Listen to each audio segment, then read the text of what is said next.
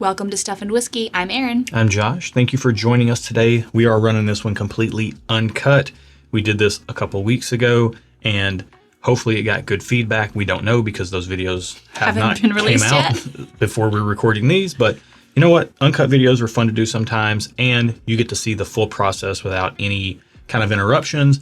In addition to that, it saves me a ton of time on editing. So yes. So you may see these from time to time when Josh's real life gets really busy. Right. So that's where we're at right now.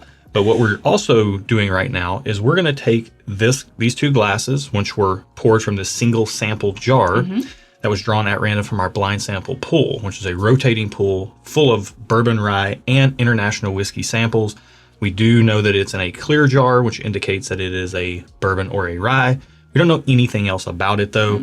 And we do it this way because, number one, we're not really whiskey reviewers. Erin's a social sipper. I'm a whiskey nerd, not whiskey reviewers.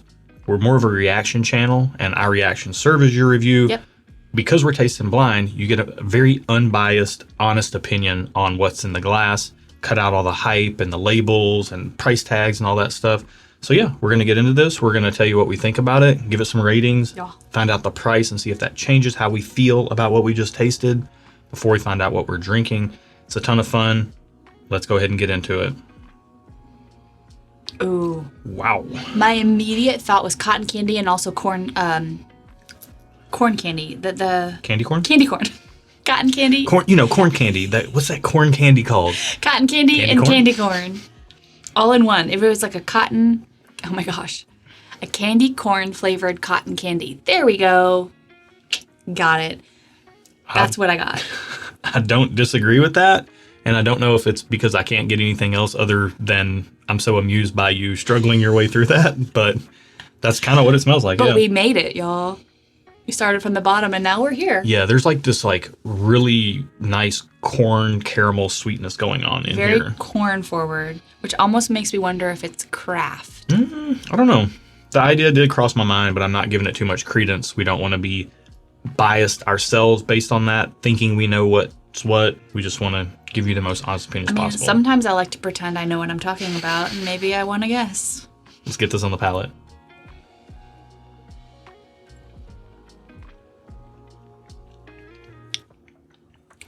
Wow. Sweet. Corn. Yeah. Alcohol. Yeah. On the back end. All those things. Yeah. Doesn't seem very proofy.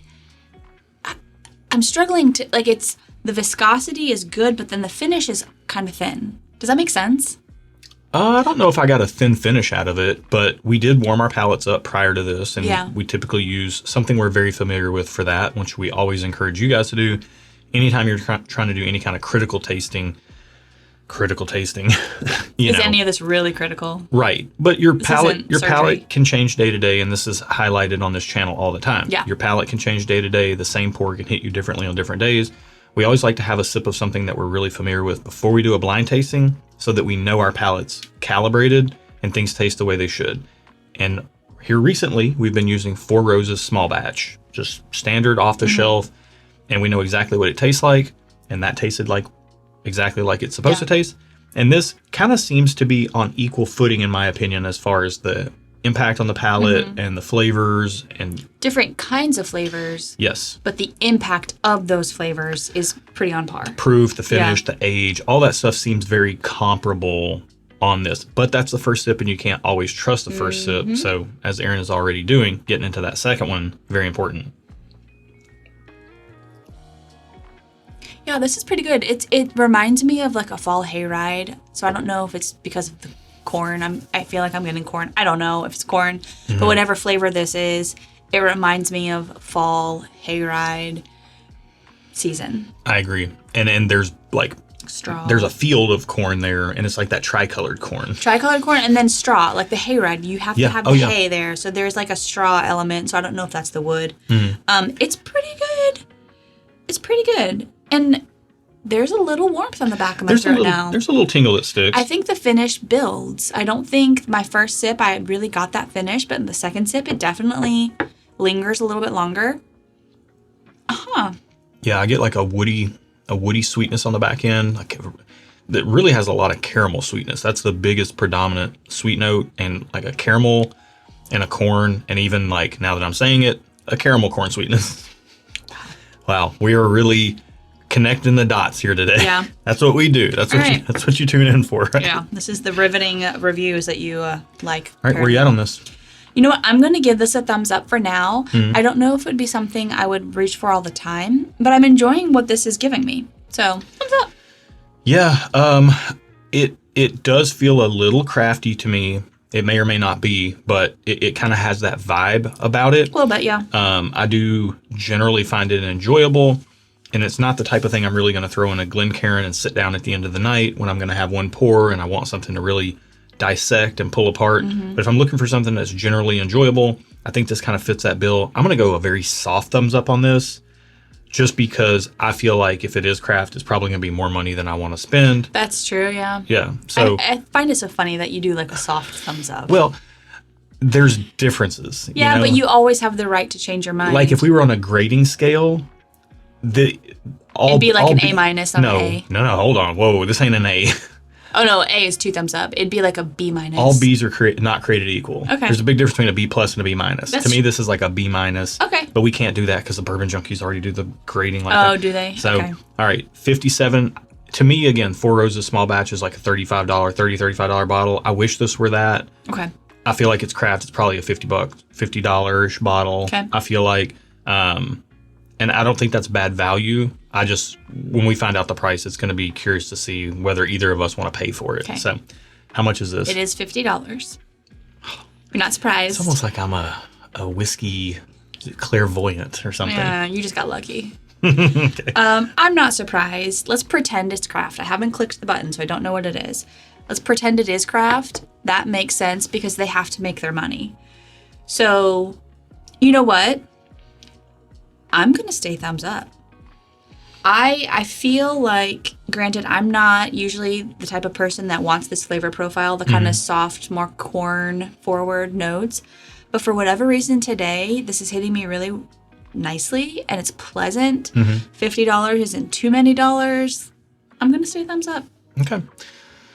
Yeah, I think here's where our rating system has a little bit of a flaw in that there's probably a reason to pay $50 for this. Like if it is craft, I'm more inclined to give it a thumbs up at 50. Whereas if it is legacy, I would be more inclined to go just okay. That's fair. Because there's so many different legacy things that I could get. Russell's 10-year, 4 Roses Small Batch, for $50 you can get Rare Breed. I take Rare Breed all day over this, I would too. But there is some merit in this glass, and that's a little different. In that it is a little different, and enunciation is important. But in that it is a little different, there may be some value here for something different. So I am going to stay thumbs up because I feel like it's a very well done version of what it is. And I think that is worth paying for on some degree if you're okay parting with $50. Yeah. But it's not like a strong recommend. This is a very soft recommend with all the caveats you've heard. I agree with you. And honestly, like as I'm trying it, it's not a highly concentrated flavor. Yeah. Like you're getting some soft flavors. The finish is nice, but the flavors, if you're wanting like an intense flavor, this is not that. It's just good. Yeah. It's just a good, seemingly quality, well-crafted, kind of lower proof bourbon. Seems lower proof, yeah. Let's find out what we're drinking. Okay, we are drinking, Crittenden's Cut Above Bottled in Bond. Whoa, that's 100 proof. It's 100 proof, and this is thanks to Zach Anderson. Thank you, Zach. So Crittenden's? Yes. I've never heard of them before. So Crittenden's is all the rave with the kids these days. Oh my gosh, you sound so old when you say that. I need to look this up. Is it a craft distillery? It is craft. Okay. It 100% is craft. Okay. And craft well done. Yeah, I agree. It's craft well done. 100 proof. I honestly probably would have guessed it at like 94 proof, slightly less than 100. But the finish is nice. So, yeah, I see it. So there you go. They're seeing it on the screen right now. Okay. But yeah, it's a bottled in bond, 4-year-old Mississippi bourbon. Ooh, MISSISSIPPI. So, I think all the things we were saying make sense. Like, it's craft, but it's craft done well. Yeah. There is merit in it. It's not blowing us away. I know that Bruzel, shout out to some of our fellow content creators, Bourbon Junkies and Bruzel here. Mentioned Bourbon Junkies and their scoring system earlier. Bruzel has talked about Crittenden's a lot. Okay. It's good. It's good whiskey. It's not blowing us away, but if you're looking for something that's a little bit different, but still really good quality, I think it's absolutely worth checking out. I'd be curious because when I just searched for Crittenden's, the first thing that popped up was Bruzel, which, surprise. I guess maybe the title of this will be like... Good job on the SEO, Bruzel. Bruzel raved, nicely done. Bruzel raved about this whiskey. Is it any good or something like that? You've already seen the title, so you know. I was trying to find, if I could, the mash bill. And they're seeing it on the screen, but I'm trying to find it online. Well, we can find it offline, and then you can just put it on the screen. Yes, we can. We can do that. Since this is uncut, remember? It is uncut, but that's, hey... Our whole channel is about just us hanging out and having a good time together, and that's what we do. So but they also don't want to see video of you just looking at your phone. Yeah, it's like I don't want to see. Well, here's a good look at your phone. Here's a good note. Okay. For this, I can't easily find information on the whiskey. Okay. Fix that, Crittenden's. Fix it. Make it way more apparent what your mash bill is, all that stuff when people are searching online. Well, Bruzel's taken their SEO, so it's Bruzel's fault. There we go. Bruzel's got the juice. So Bruzel's got the SEO juice. This right here, I think worth checking out. If you like these honest opinions that we do by tasting blind, then subscribe to the channel, like the video, think about hitting that bell. It'll let you know we're going live, and you can join us for our live stream. And what else? Oh, check out our Patreon. Like, people have shared a bunch of Crittenden's, helped other people find Crittenden's. Well, we got this through one of our patron members. We did. Yeah. We did. So you can get plugged into our Discord for as little as $3 a month. $6 and $12 a month gets you a little bit quicker access to our barrel picks. Once you hit the $20 tier and up, there's a bunch of interactive elements to the Patreon community where you can join us on private Patreon live streams on screen, go on barrel picks with us, all kinds of stuff. So tons of cool stuff going over there. Also, where we release our barrel picks, speaking of. Yes. And you can find drinkware, shirtwear. You wear shirts. Drinkware, shirtwear. Do you wear drinks? Glassware. Okay. You can find things at stuffandwhiskey.com, as well as some of Erin's writing. She's got a few blog posts up there. A couple. Not something we're pushing heavily, but we think it'll be a fun resource that when Erin finds things interesting, she'll write about them, put it on there. She is a writer by trade. You can check her business out down in the video description below. If you or your company need some writing help, you can check that out down there. But yeah, this was a ton of fun. It was. Hopefully you enjoyed yourself too. Yeah. Thank you for joining me. Thank you for joining me and him. Be good to each other, y'all. And until next time, cheers. Old Mississippi. That was pretty good. Does Mississippi do much whiskey? Like, I've never heard of a whiskey from Mississippi. Well, you have now.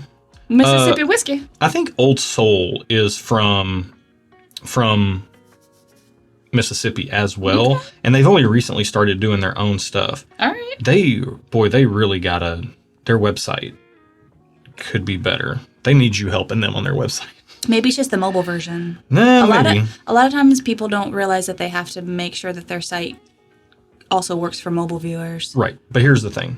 Also, your website should be easy to use on mobile and desktop.